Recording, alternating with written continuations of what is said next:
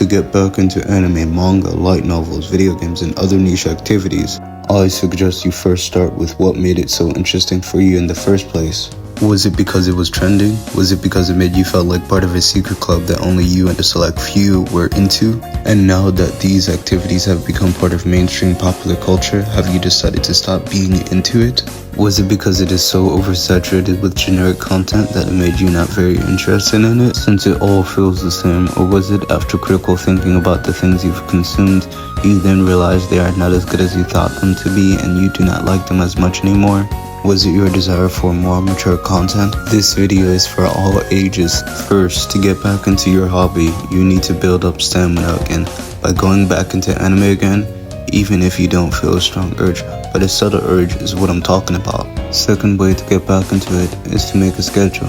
Think of Mondays, Wednesdays, anime watch time, and Thursdays, Saturdays, manga reading time, and Sundays your day off. That way, if you like to put things into a schedule, you can make sure you're regularly consuming it weekly.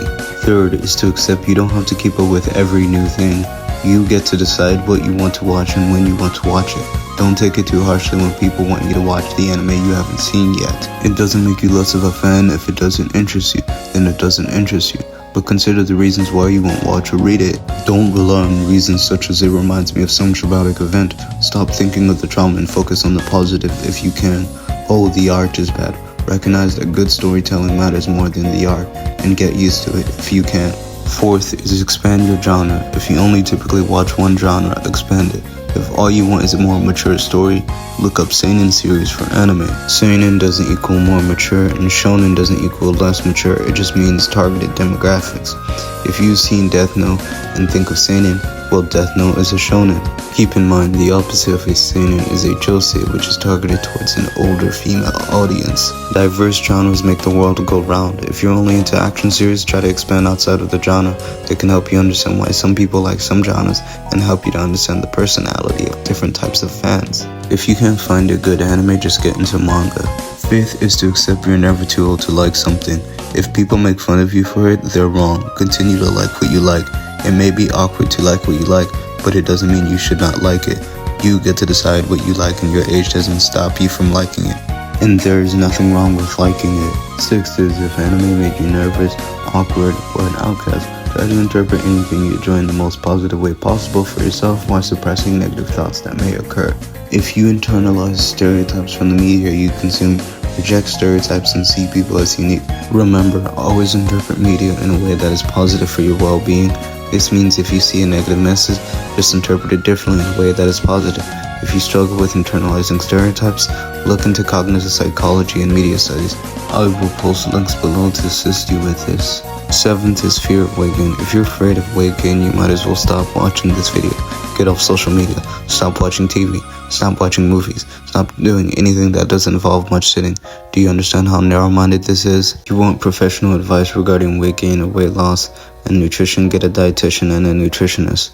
Regarding the fear of gaining weight, I already made a video about my anti-fat bias that I previously held. Go to the video and check the links there to help unlearn it. At the core of weight gain is what you eat. Eat meals balanced in carbohydrates, fats, and proteins. It is highly suggested to avoid ultra-processed foods and cook your own meals. And make sure to get all your vitamins and minerals. If you like to eat out a multitude of times, the healthiest restaurant I can recommend is Subway. Do what works for you. Subway got rewarded from the American Heart Association. At Subway, I suggest avoid those extra meat sandwiches with extra cheese, which are called the Subway series. Avoid the majority of the sausage, which tends to be high in fat and sugar. The sauces can add flavor, but they can increase the chances of causing a massive imbalance of nutrition because the sauces are very tasty. If you want the lowest caloric bread, which may vary depending on your region, I suggest you get the flat bread. The only downside is that they will likely not heat it up for you, so you have to go home and microwave it. Keep in mind to move the sandwich when it is hot, as it may stick to the paper. Remember, if eating out at Subway doesn't work for you, then do what works for you. Watching anime a lot will influence weight gain, but at the core is what you eat. If you eat extremely processed foods, overcooking your own meals, and you're confused as to why you gain weight, you need to portion control if you're eating fast food. Eighth is to improve your Japanese, although be careful as Japanese in anime is highly informal, just like English in American television is highly informal. 10th is to increase your vocabulary.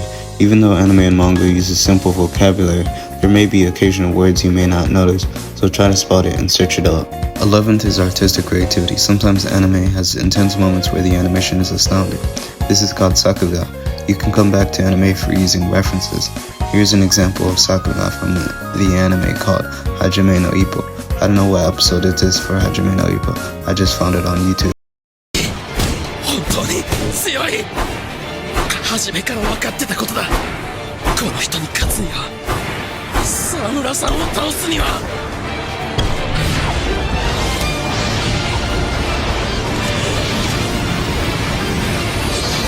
これしかないんだ。出たデンプシーロール。冬型か。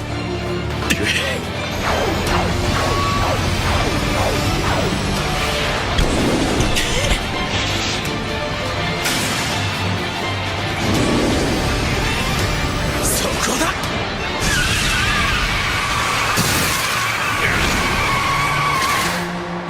分かってるよ。止まるんだろう。二度目はねえ。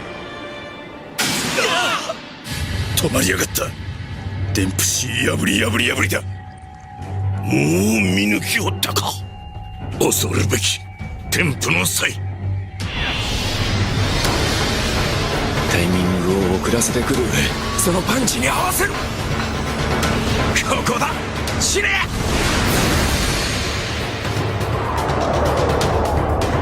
そっちか。何度でも合わせてやるぜ。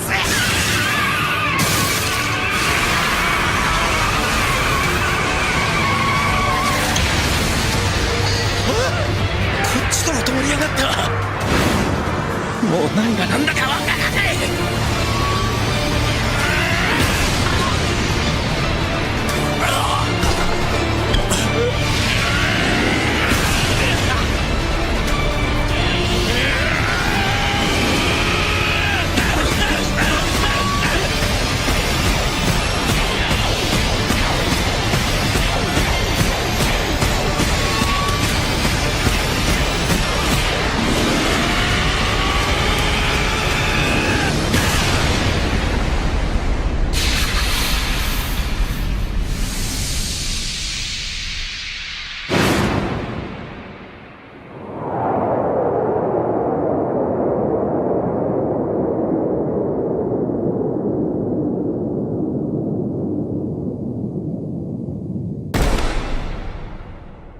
You see those peak moments, you can see the muscle veins in the moment when the animation significantly increased like crazy. 12th is to be more open-minded. Open-mindedness comes with a double-edged sword. On one it may make you more wise, and on another comes with more stress. Wisdom is more important than intelligence, because even though a person is very skilled at one thing, the wise man will know how to do the same thing, but in a more sound way.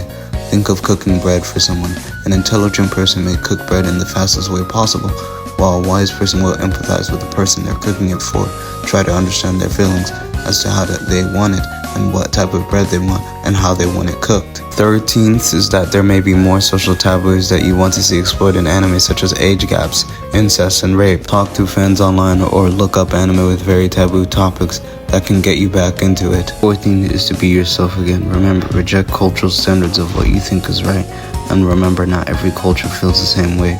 And you shouldn't judge by your own standards because it is circular. Try to understand and judge within their cultural standards and see which is better. Part of getting back into anime again is to be yourself once more. 15 is to challenge stereotypes and to show people there is no right way to look and be to be into anime.